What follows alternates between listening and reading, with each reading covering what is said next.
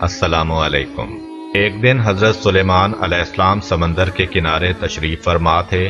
ان کی نگاہ ایک چیونٹی پر پڑی جو گندم کا دانہ منہ میں لیے سمندر کی طرف جا رہی تھی۔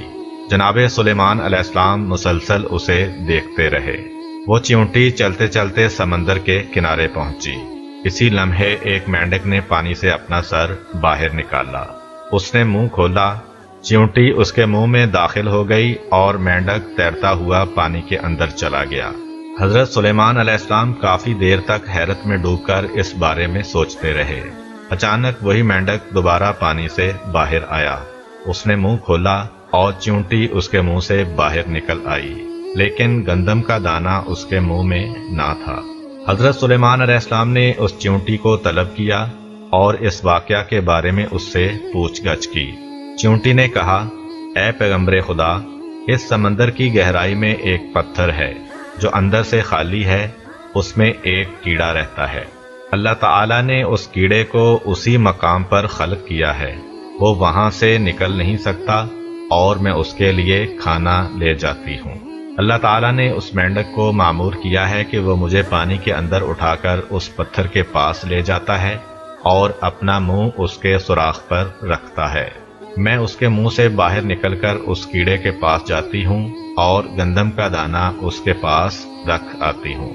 یہ مینڈک میرے انتظار میں رہتا ہے، میں واپس اس کے منہ میں داخل ہوتی ہوں اور یہ پانی میں تیرتا ہوا مجھے سمندر سے باہر لے آتا ہے۔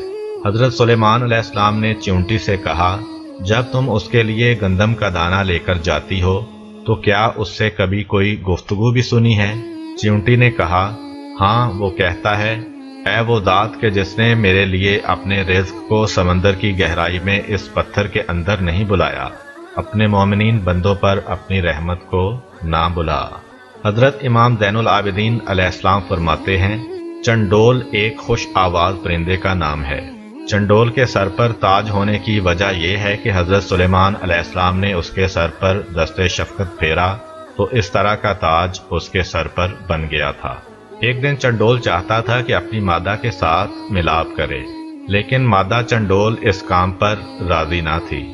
نر چنڈول نے اس سے کہا، مجھے اس کام سے مت روکو، میں چاہتا ہوں کہ تم سے میرا ایک بچہ ہو جو ذکر خدا کرے۔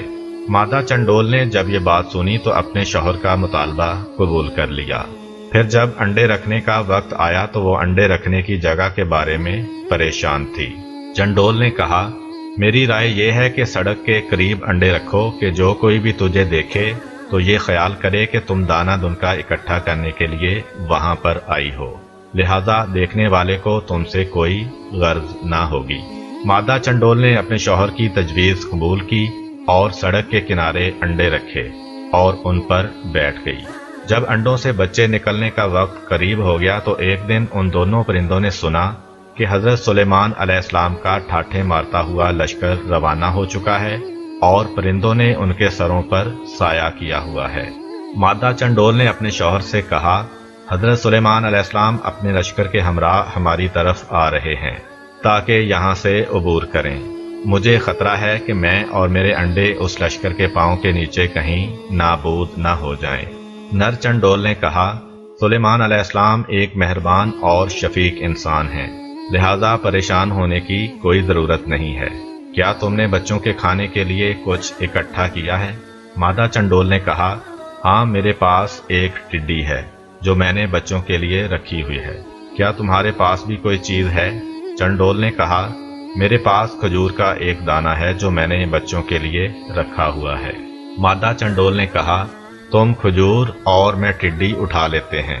جب حضرت سلیمان علیہ السلام یہاں سے گزریں گے تو وہ ان کی خدمت میں ہدیہ پیش کریں گے، کیونکہ حضرت سلیمان علیہ السلام ہدیے کو بہت پسند کرتے ہیں۔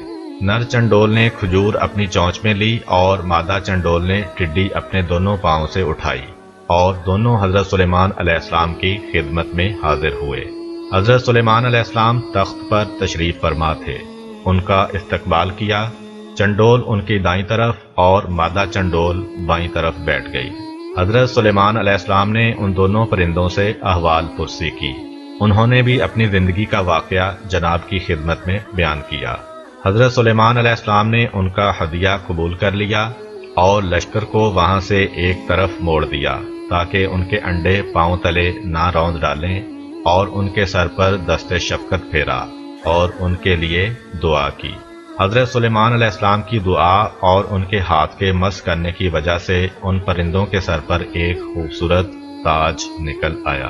ایک دن حضرت سلیمان علیہ السلام نے ایک چڑا دیکھا جو اپنی بیوی چڑیا سے کہہ رہا تھا، تم کیوں مجھ سے دور دور رہتی ہو؟ اگر میں چاہوں تو قصر سلیمان علیہ السلام کا مینار اپنی چونچ سے اٹھا کر سمندر میں پھینک سکتا ہوں۔ ہوا نے اس کی بات کو حضرت سلیمان علیہ السلام تک پہنچا دیا۔ حضرت سلیمان علیہ السلام اس کی بات سن کر مسکرائے، پھر ان دونوں کو طلب کیا اور چڑے سے فرمایا، تم کیسے میرے محل کا مینار چونچ میں اٹھا کر سمندر میں پھینک سکتے ہو؟ چڑے نے کہا، نہیں اے رسول خدا، مجھ میں ایسی طاقت نہیں ہے، لیکن بعض اوقات شوہر اپنی بیوی کے سامنے بڑا بنتا ہے اور شوخیاں بگاڑتا ہے۔ ظاہر ہے عاشق کی کسی بھی بات پر اس کی سرزنش نہیں ہوتی۔ حضرت سلیمان علیہ السلام نے چڑیا سے کہا، تم کیوں اپنے آپ کو شوہر کے حوالے نہیں کرتی ہو جبکہ وہ تمہیں دل سے چاہتا ہے؟ چڑیا نے جواب میں کہا، اے پیغمبر خدا، وہ عاشق نہیں ہے، فقط عشق کا دعویٰ کرتا ہے، کیونکہ وہ میرے علاوہ کسی اور کے ساتھ بھی عشق کرتا ہے۔ اس بات نے حضرت سلیمان علیہ السلام کے دل پر گہرا اثر کیا۔ انہوں نے شدید گریہ کیا اور گوشہ تنہائی میں چلے گئے، حتیٰ کہ 40 دن تک خدا کی بارگاہ میں گریہ کرتے رہے اور خدا کی بارگاہ میں درخواست کی کہ میرے دل میں غیر خدا کا عشق پیدا نہ ہو اور میرے عشق کو غیر خدا کے عشق کے ساتھ مخلوط نہ کرنا۔ ایک دن ایک سانپ حضرت سلیمان علیہ السلام کی خدمت میں حاضر ہوا اور کہا، فلاں شخص نے میرے 2 بچوں کو مار دیا ہے، لہذا میرا آپ علیہ السلام سے تقاضا ہے کہ اسے بطور قصاص پھانسی پر چڑھائیں۔ حضرت سلیمان علیہ السلام نے فرمایا، انسان کو سانپ کے بدلے میں قتل نہیں کیا جا سکتا۔ سانپ نے کہا، اے پیغمبر خدا، اگر اس کو قتل نہیں کریں گے تو پھر میری گزارش یہ ہے کہ اسے محکمہ اوقاف کا سرپرست بنا دیں، تاکہ اموال موقوفہ کو انصاف کے ساتھ استعمال نہ کرنے کی وجہ سے وہ وارد جہنم ہو، پھر اس سے دوزخ کے سانپوں کے ساتھ مل کر انتقام لوں گا۔ یہ روایت اس مطلب کو بیان کرتی ہے کہ وقف شدہ چیز کی ذمہ داری قبول کرنا انتہائی خطرناک اور مشکل کام ہے۔ وہ لوگ جو ایسی ذمہ داری قبول کرتے ہیں انہیں مکمل طور پر اس بات کی طرف متوجہ رہنا چاہیے کہ وہ ہمیشہ ہمیشہ کے لیے وادی جہنم کے کنارے کھڑے ہیں۔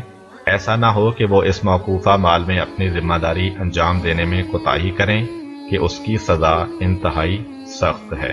ایک دن حضرت سلیمان علیہ السلام جنوں، انس اور پرندوں پر مبنی اپنے عظیم لشکر کے ہمراہ انتہائی نظم و ضبط اور شان و شوکت کے ساتھ جا رہے تھے کہ چلتے چلتے چیونٹیوں کی وادی میں پہنچ گئے۔